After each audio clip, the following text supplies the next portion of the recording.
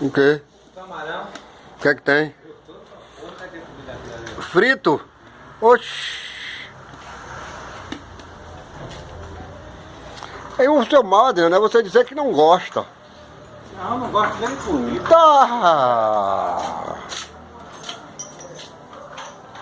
Tá fazendo propaganda aí, é?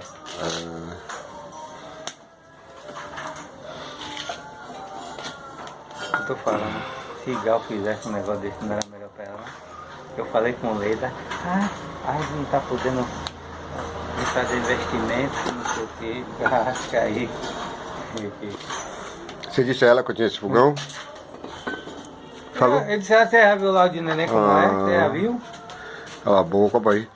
Ave Maria. Se ela fizesse um negócio desse.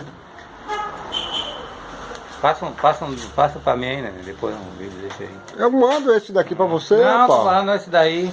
Tá. Você manda pra mim depois. Vou mostrar ela.